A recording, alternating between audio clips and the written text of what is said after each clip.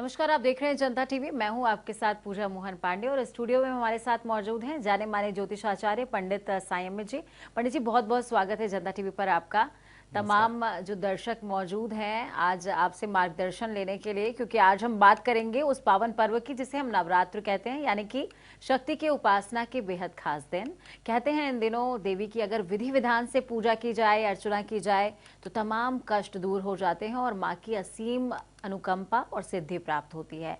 साथ ही उसे माँ की असीम अनुकंपा के साथ में आपको बता दें कि नवरात्र के छठे दिन की हम बात कर रहे हैं कि किस देवी की आप पूजा कर सकते हैं और उसकी विधि क्या होगी। इन्हीं तमाम जो सवाल हैं उनके जवाबों के लिए पंडित जी हमारे साथ स्टूडियो में मौजूद रहेंगे।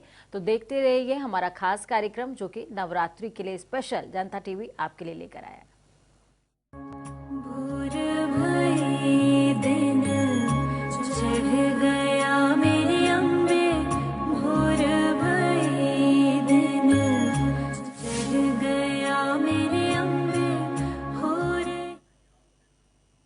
तो आज नवरात्र का छठा दिन है। नवरात्र के छठे दिन माँ कात्यायनी की पूजा अर्चना की जाती है। ये माँ दुर्गा की 9 शक्तियों में से छठी शक्ति है। तो आइए जानते हैं माँ कात्यायनी की पूजा की विधि क्या होती है और क्या उनका महत्व है। कात्यायनी माता, जय कात्यायनी माता। चंद्रहासोज्ज्वल करा शाई लवर वाहना कात्यायनी शुभम दद्याद देवी दानव घातिनी। नवरात्र के छठे दिन माँ दुर्गा कात्यायनी स्वरूप की आराधना की जाती है। देवी पार्वती ने ये रूप महिषासुर का वध करने के लिए धारण किया। माँ कात्यायनी सिंह की सवारी करती हैं। उनके 4 हाथ में दाहिने दोनों हाथों में से एक अभय मुद्रा तो दूसरा वरद मुद्रा में रहता है और बाएं दोनों हाथों में से एक में तलवार तो दूसरे में कमल का पुष्प विराजमान रहता है। ऐसा माना जाता है कि वो बृहस्पति ग्रह का संचालन करती हैं और कहा जाता है कि वो भय को दूर करने वाली माँ है। माँ दुर्गा के छठवें रूप कात्यायनी की पूजा से राहु जनित और काल सर्प दोष दूर हो जाते हैं। देवी की विधि पूर्वक आराधना करने से कार्य क्षेत्र में सफलता मिलती है। मार्ग में आने वाली सभी कठिनाइयों पर विजय भी प्राप्त होती है। माँ कात्यायनी की पूजा अर्चना करने से मस्तिष्क, त्वचा, अस्थि संक्रमण आदि रोगों से भी लाभ मिलता है। नवरात्र के छठे दिन माँ कात्यायनी के पूजन में कदम्ब का पुष्प अर्पित करें। कहा जाता है कि देवी पार्वती का जन्म ऋषि कात्याय के घर हुआ था, जिसके कारण माँ का नाम कात्यायनी पड़ा। माँ कात्यायनी की पूजा करते समय लाल वस्त्र, हल्दी, पीले फूल के साथ माँ कात्यायनी की पूजा अर्चना करनी चाहिए। इसके अलावा दुर्गा सप्तमी का पाठ भी करें। माँ कात्यायनी की कथा सुने। मान्यता है कि कथा सुनने से माँ कात्यायनी प्रसन्न होती है। माँ कात्यायनी को शहद का भोग अति प्रिय है।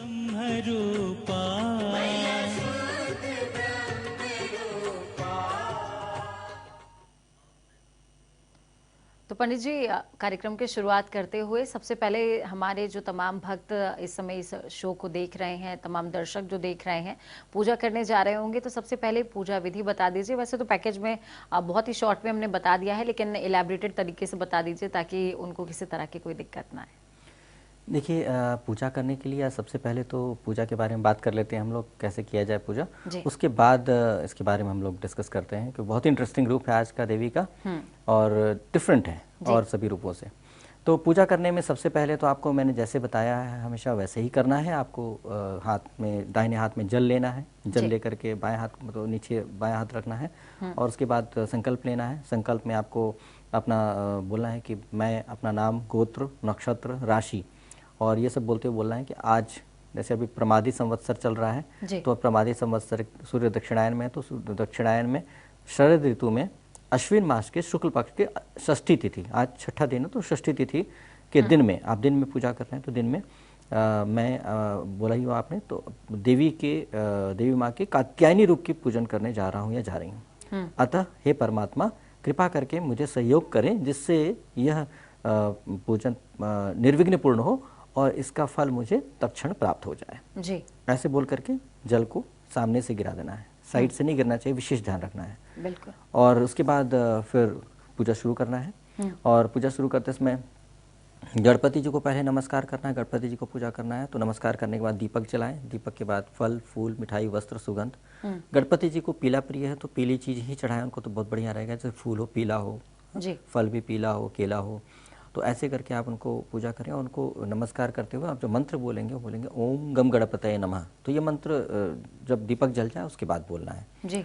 तो ऐसा करके आप मंत्रोच्चार कर लेंगे। मंत्रोच्चार करने के बाद उनसे कहें कि हे गणपति जी, कृपा करके मुझे आशीर्वाद दें जिससे माँ कात्यायनी देवी की पूजन शुरू कर सकूं और पूजन ठीक से कर सकूं, निर्विघ्न हो और इसका फल मुझे तत्क्षण प्राप्त हो जाए और देवी माँ प्रसन्न हो। जी। इस तरह से करके आपको गणपति जी से आशीर्वाद लेना और माथा टेक करके उसके बाद फिर देवी माँ के पूजन के लिए आपको आगे बढ़ना है। तो देवी माँ की पूजा करने के लिए भी ऐसे ही करना है, देवी को नमस्कार करेंगे, उसके बाद दीपक जलाएंगे और उसके बाद फल फूल मिठाई वस्त्र सुगंध वगैरह चढ़ाएंगे। तो देवी को आज मतलब जो विशेष भोग है वो भोग है देवी का शहद का। जी। प्राकृतिक शहद ढूंढने की कोशिश कीजिएगा और शहद प्राकृतिक शहद ही अच्छा होता है। आजकल बहुत सारे आर्टिफिशियल शहद आने लगे जिसमें केमिकल्स मिलाते हैं, बहुत सारे प्रोसेस कर देते हैं, वो नेचुरल चीज़ें ख़त्म हो जाती हैं। तो आप शहद चढ़ाएं, देवी को तो शहद बहुत प्रिय है। आप अपने मन की चीज़ भी जरूर चढ़ाएं क्योंकि देवी को शहद प्रिय है। आपको कोई चीज़ प्रिय है तो आप अपनी भावना से उसको चढ़ाएं क्योंकि आपको भावना भी व्यक्त करनी है। बिल्कुल। उसके बाद देवी को जो है वो प्रार्थना करें देवी से।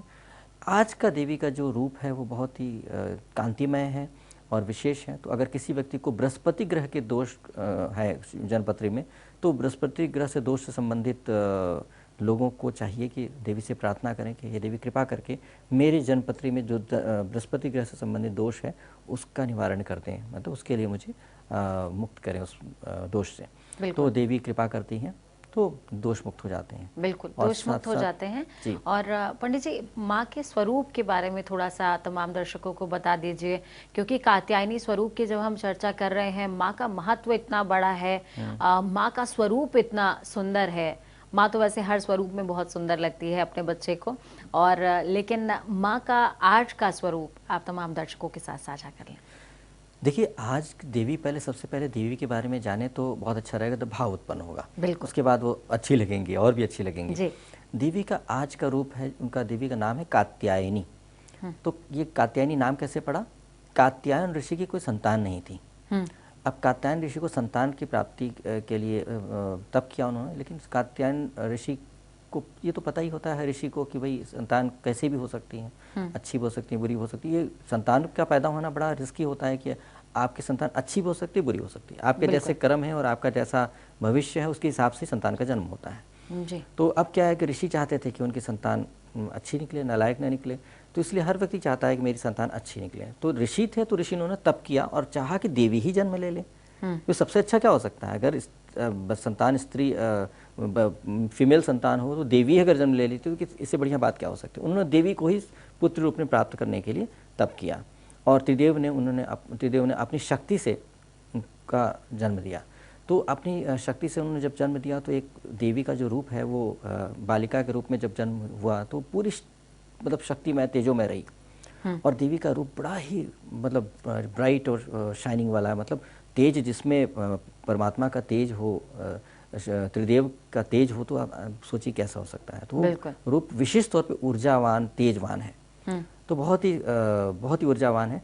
और इस रूप को पूजा करने से देवी की जो ऊर्जा प्राप्त होती है उससे लड़कियों को, स्त्रियों के अंदर चमक आ जाती है, चेहरे पर तेज आ जाता है, मतलब आकर्षक हो जाती हैं। तो ये विशेष तौर पे ये प्राप्त होता है। देवी का आज जो अस्त्र शस्त्र की बात करेंगे तो सिर्फ एक तलवार है और एक पुष्प है और एक वरद मुद्रा और एक अभय मुद्रा, इस तरह से 4 भुजा हैं। और देवी शेर की सवारी कर रही हैं। देवी अब बताया ही कि बहुत तेज है, बहुत सुंदर है। तो इस तरह से देवी का रूप है। और देवी आज देवी का बताया है कि आपको बृहस्पति ग्रह का दोष निवारण होता है। क्यों होता है? क्योंकि ऋषि की संतान है। देखिए समझने की कोशिश कीजिए, बृहस्पति ग्रह देवगुरु है। बिल्कुल, देवगुरु बृहस्पति ऐसे नहीं मान लेंगे, कोई भी उनको समझा दिया, कोई भी उनको बोल दिया कि आप शांत हो जाइए, आप इसको दंड मत दीजिए, क्योंकि किसी न किसी पूर्व जन्म के पाप दोष की वजह से ही आपको कष्ट होता है। ग्रह का दोष नहीं होता है, ग्रह को तो काम दिया जाता है कि भाई इनको दंडित करना है या इनको तकलीफ देनी है, क्योंकि इन्होंने पाप किया था। तो अब क्या है कि अब आप बृहस्पति ग्रह को किससे कहेंगे, तो वही उसी को कह सकते हैं जिसके अंदर वाकई पावर हो, कैपेसिटी हो कहने की। तो एक तो देवी, और त्रिदेव की शक्ति से उत्पन्न हुई देवी, तो कितना पावरफुल होंगे। तो उनकी, और ऋषि की संतान, तो ऋषि के अंदर तो तेज होता ही है। तो ऋषि के संतान, त्रिदेव की शक्ति प्लस देवी, तो तीनों पावर मिलकर के बहुत ही बड़ा पावर हो जाता है, जिसके अंदर की क्षमता है कि बृहस्पति देव को कह सकती हैं कि शांत हो जाए, या बृहस्पति देव को नियंत्रित कर सकती हैं। तो ये एक बहुत बड़ी बात है, छोटी बात नहीं है। और बृहस्पति देव को संभालना इतना आसान नहीं होता, क्योंकि बहुत सात्विकता का पालन करना पड़ता है, नियम का पालन करना, क्योंकि वो देव के गुरु हैं। तो देवताओं के लिए बहुत सारे नियम होते हैं, तो इसलिए बहुत सात्विकता का ध्यान रखना आज विशेष तौर पे। और जैसे मैंने बोला है मंत्र के लिए बताया है पूजा में, तो आज जो मंत्र बोलेंगे, मंत्र से बहुत फर्क पड़ेगा। क्योंकि आज क्या बोलना है, जैसे मैंने बताया आपको मंत्र कि एक मंत्र तो आप हमेशा ही बोल सकते हैं, ओम ऐम ह्रीम क्लीम चामुंडे विच्चे। और मैंने कल आपको बताया हुआ था कि जल भी रख करके आप करेंगे तो बहुत अच्छा रहेगा, वो जल अभिमंत्रित हो जाएगा। तो आज का जल अगर लड़कियां या स्त्रियां गंगा जल रख लें, गंगा जल को अभिमंत्रित कर लें एक छोटे से कलश में या बड़े से बाउल में, और अभिमंत्रित कर लें खूब अच्छे तरीके से, तो जब भी वो अपने पर छिड़केंगे उस जल को, तो उनके तेज बढ़ेगा, मतलब आकर्षक होती जाएंगी धीमे धीमे। तो सुंदर बनना चाहती हैं लड़कियां या स्त्रियां, तो अपने शुद्ध होकर के, नहा धो करके शुद्ध हो लें, उसके बाद पूजा करके देवी के कात्यायनी रूप को और अपने ऊपर जल छिड़कें तो बहुत अच्छा रहेगा। तो उससे तेज बढ़ता जाएगा और आकर्षक बनती जाएंगी। साथ में क्या है कि देवी का एक और मंत्र, या देवी सर्वभूतेषु माँ कात्यायनी रूपेण संस्थिता नमस्तस्यै नमस्तस्यै नमस्तस्यै नमो नमः। ये भी बहुत प्यार से, बहुत प्यारा मंत्र है। इसको आप बोलेंगे तो आपके मन में अच्छी ट्यूनिंग आती है। क्यों आती आएगी? क्योंकि आपका सराउंडिंग बदलता जाएगा, आपका नहीं बदलेगा, आपका सराउंडिंग बदलेगा, और सराउंडिंग बदलेगा तो धीरे धीरे आपके अंदर ही बदलाव आ जाएगा। तो ये बड़ा ही अच्छा है कि माहौल ही बदल जाता है। माहौल बदलना सबसे टफ काम होता है। और तीसरा क्या है, ओम माँ कात्यायनी नमः, या है ना, ओम कात्यायनी नमः। अगर माँ रूप में नहीं कर रहे हैं तो ओम कात्यायनी नमः कर सकते हैं। ये माँ रूप में करें, ओम माँ कात्यायनी नमः, ओम माँ कात्यायनी देव्यै नमः। ये सब मंत्र इस तरह से सिंपल आप बना भी सकते हैं, सिंपल मंत्र, क्योंकि आपको भाव व्यक्त करना है। आपको ना तो सिद्धि करनी है, ना आपको कोई विशेष ऊर्जा प्राप्त करनी है, आपको देवी के साथ कनेक्ट होना है। देखिए कनेक्ट होने का, जहाँ तक जब कनेक्ट होंगे तो ऊर्जा तो प्राप्त होगी।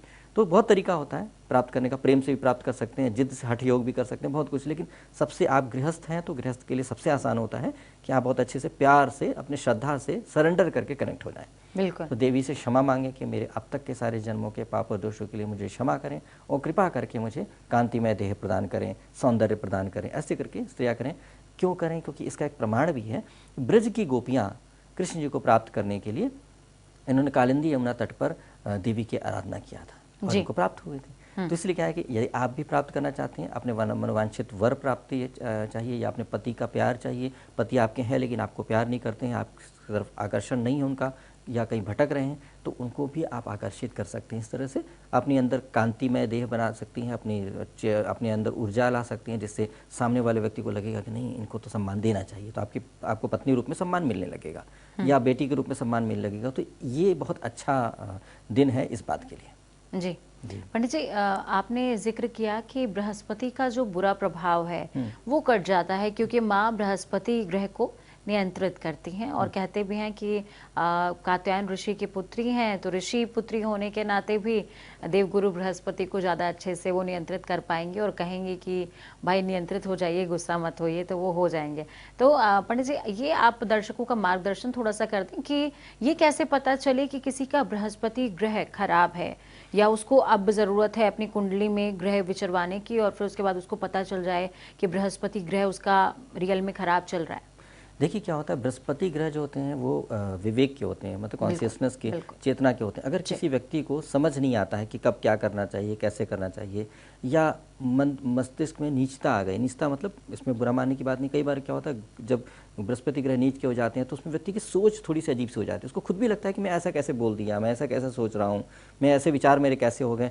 व्यक्ति खुद अपने नियंत्रण में नहीं रह पाता है। तो अगर आपको लग रहा है कि आपकी सोच बड़ी अजीब सी हो रही है, घटिया हो रही है, आपको ऐसा नहीं सोचना चाहिए था, ये तो गलत हो गया, ऐसा कैसे कर रहा हूँ मैं, ऐसे कैसे हो गए विचार, तो इसका मतलब कहीं पे गड़बड़ है, क्योंकि बृहस्पति ही विवेक देते हैं। बृहस्पति जिसका गड़बड़ होता है उसको विवेक कम हो जाता है, और बृहस्पति बहुत खराब हो तो विवेकहीन ही हो जाता है। तो इसलिए क्या होता है कि ज्ञान की प्राप्ति से ही विवेक आएगा, और ज्ञान की प्राप्ति बृहस्पति, देवगुरु बृहस्पति ही देते हैं। तो इसलिए अगर मान लीजिए आपकी जन्मपत्री किसी ने, जब अगर किसी ज्योतिषी ने, वियोग ज्योतिषी ने देखा है और आपको बताया, तब तो आपको पता ही है। यदि नहीं दिखाया है आपने और नहीं दिखा पाए हैं, और आप कैसे जाने? तो अगर आप देख रहे हैं कि आप डिसीजंस गलत लेते हैं, आप हमेशा जो डिसीजन लेते हैं वो नुकसान पहुंचाता है या गलत होता है, या आपकी बदनामी हो जाती है, भाई ये गलत बेवकूफ़ी कर गया, तो ऐसी बातें अगर आपके जीवन में हो रही हैं तो इसका मतलब कहीं पे आपको समझ नहीं आ रहा है क्या करना, और समझ के लिए देवगुरु बृहस्पति का ठीक होना, आपके साथ तालमेल होना जरूरी है। और देवगुरु बृहस्पति का तालमेल ठीक करने के लिए माँ कात्यायनी की आप आराधना कर सकते हैं। तो इससे क्या होगा, आपके अंदर ज्ञान बढ़ेगा, क्योंकि ऋषि की संतान है, देवी हैं, और त्रिदेव की शक्ति भी इनमें, तो क्या ऊर्जा तो बहुत है। तो इसीलिए क्या उनके साथ कनेक्ट करने में, और उसके लिए आपके पूर्व जन्म के पाप दोष हैं, उसकी वजह से ऐसा हो रहा है, तो उसके लिए आप क्षमा जरूर मांगे। सब कुछ कर लें और क्षमा नहीं मांग रहे, इसका मतलब आप सुधरना नहीं चाहते हैं और चाहते हैं आपको सब कुछ मिल जाए। तो इसलिए बच्चे को आप जब गलत करता है उसकी आप पिटाई करते हैं, तो आप जब तक बच्चा कमिट नहीं करता है कि वो दोबारा ऐसी गलती नहीं करेगा। अगर मान लीजिए बच्चे ने कहा कि नहीं पापा मैं दोबारा ऐसी गलती नहीं करूंगा, या मम्मी ये गलती दोबारा ऐसी नहीं होगी, अब कभी नहीं ऐसा करूँ, तो उसके बाद क्षमा कर देते हैं आप उसको। उसके बाद आपको सब कुछ ठीक नॉर्मल उसके साथ बिहेव करते हैं।